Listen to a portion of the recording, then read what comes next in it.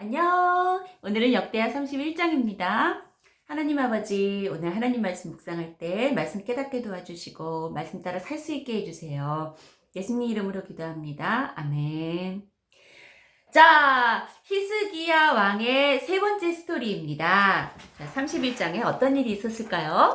어저께 히스기야 왕이 유월절을 지키지요. 그래서 모든 백성들이 자그마치 14일 동안 유월절을 지킵니다. 그래서 너무 기뻐하고 막 즐거워하고 하나님이 주시는 그 기쁨으로 온 백성들이 마음이 정말 기뻤어요. 그리고 나서 이 모든 일이 끝남에 1절 거기에 있는 이스라엘 무리가 나가서 유다 여러 성읍에 이르러 주상들을 깨뜨리며 아세라 목상들을 찍으며 유다와 베냐민과 에브라임과 므낫세 온 땅의 산당들과 제단들을 제거하여 없애고 하나님께 예배를 드려서 예배가 회복되고 그리고 유월절을 지켜서 우리 하나님의 말씀을 받고 우리가 죄사함을 받고 하니까 너무 기쁜 성령님의 기쁨이 있잖아요. 그 기쁨으로 과감하게 나가가지고 주상들 아세라 목상을 깨뜨리고 바알의 주상을 없애고 산당을 드디어 없앴습니다. 이 산당을 그동안 여러 가지 이제 부분적인 종교 개혁이 있었지만 산당을 없애는 데 실패했거든요. 그런데 이렇게 산당을 없앴습니다.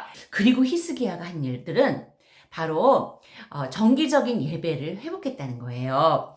제사장들, 레위인들을 각각 그들의 반열에 따라 그들의 직임을 행하게 하되 2절 제사장들과 레위 사람들에게 번제와 화목제를 드리고 여호와의 휴장문에서 섬기며 감사하며 찬송을 하게 하고 자 3절에 보니까 왕이 자기의 재산을 덜어내서 이 제사장들과 레위인들을 경제적으로 그들이 그렇게 예배를 할 수 있게 이렇게 도와줍니다.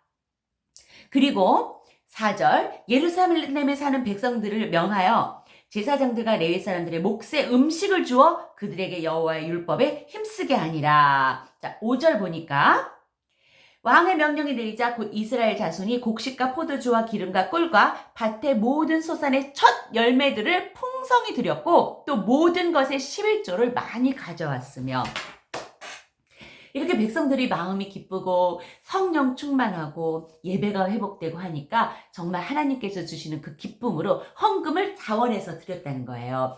특별히 여기서 어떤 헌금이면 11조를 드렸다고 하는데 11조는 하나님께서 성전에서 일하는 레위인과 제사장들 그들의 몫으로 11조를 드리려고 했어요. 하지만 그 의미는 그 성전에서 일하는 사람들을 먹여 살리기 위한 그런 의미는 아니에요. 그 의미는 이러한 재산들, 이러한 모든 돈, 모든 것들은 하나님의 것입니다. 이것의 주인은 하나님이십니다. 이것을 나타내는 게 10분의 1을 떼어서 주는 거예요.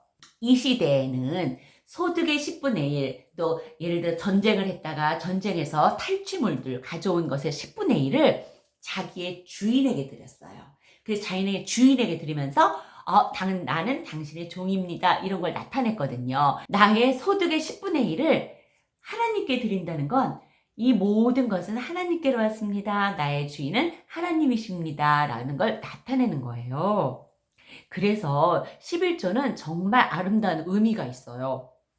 선생님은 11조를 대학교 때부터 하고 있나? 네, 하고 있어요. 그런데 11조를 하게 되면 돈이 작을 때는 11조를 내는 게 쉬워요. 1,000원을 벌었을 때 100원 내는 건 쉬워요. 그런데 1,000만 원을 벌었을 때 100만 원을 내는 건 쉽지 않아요. 네. 근데 이렇게 헌금을 낼 때 내 마음속에 하나님, 이 돈은 하나님께서 주신 겁니다. 나는 하나님의 자녀입니다. 하나님이 나의 주인이십니다. 이거 하나님 드립니다 하고 드리면 그러면 이 마음속에서 굉장히 기쁜 마음이 막 들거든요. 그래서 선생님은 11조를 드리면서 굉장히 즐거워요. 그런데 어떤 사람들은 11조를 꼭 드릴 필요는 없어. 이거 정말 구약의 율법적인 거야. 그렇게 할 필요가 없어. 라고 이야기를 합니다. 그건 그래요. 11조가 우리한테 꽁꽁 묻는 밧줄처럼 11조를 꼭 드려야 돼. 11조 드려야 돼. 이런 건 아니에요. 근데 11조뿐 아니라 모든 헌금이 다 자원하는 마음이에요. 다 자원하는 마음. 그러니까 드려도 되고 안 드려도 돼요. 자기 마음에 우러나는 마음. 또는 이런 마음으로 드리는 건 하나님을 오히려 불쾌하게 만들어요. 말이야. 내가 이 정도 헌금했으니까 뭐 하나님이 나한테 잘 되게 해주시겠지. 응? 뭐 이런 거 있잖아요.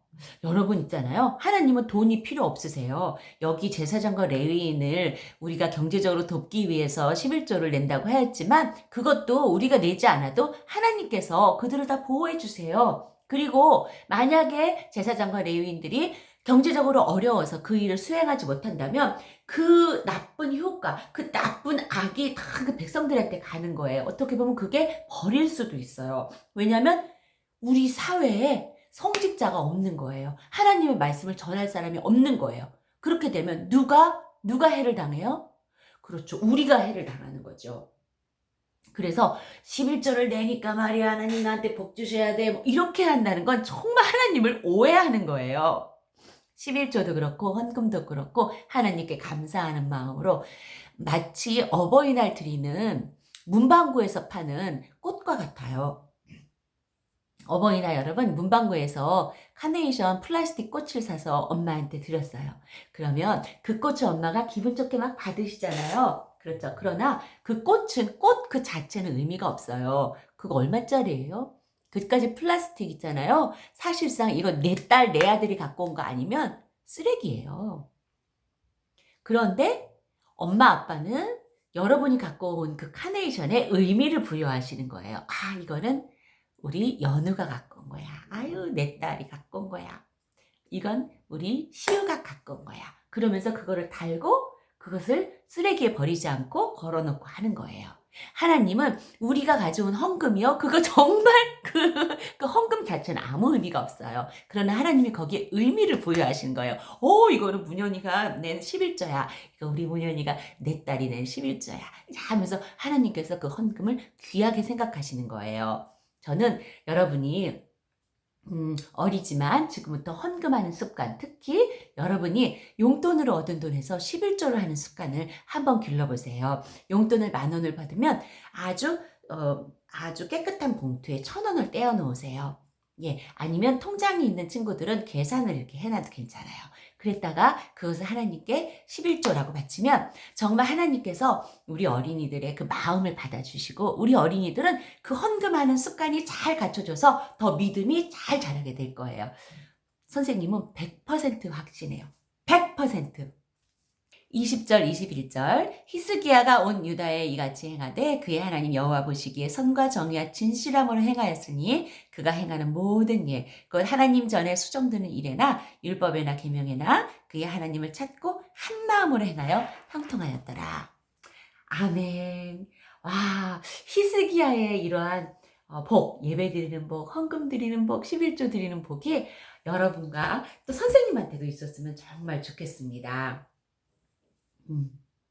함께 생각하기는 선생님이 아까 11조에 대해서 이야기한 것 그것으로 대신하겠습니다. 자, 기도할까? 하나님 아버지, 우리가 뭐라고 전지전능하고 천지를 창조하신 하나님께 우리가 뭐라고 우리의 돈을 드리고 우리가 그게 뭐라고 우리가 헌금을 드립니까? 하나님, 그것은 다 하나님께서 의미를 부여하시고 우리가 정말 드리는 그 고백을 귀하게 받으시는 그런 하나님의 은혜인 줄 믿습니다. 어린이들과 제가 정말 하나님께 기쁜 마음으로 헌금 드릴 수 있게 성령님 도와주시고 그 헌금을 기쁘게 받아주시고 기쁘게 사용해 주세요. 예수님 이름으로 기도합니다. 아멘.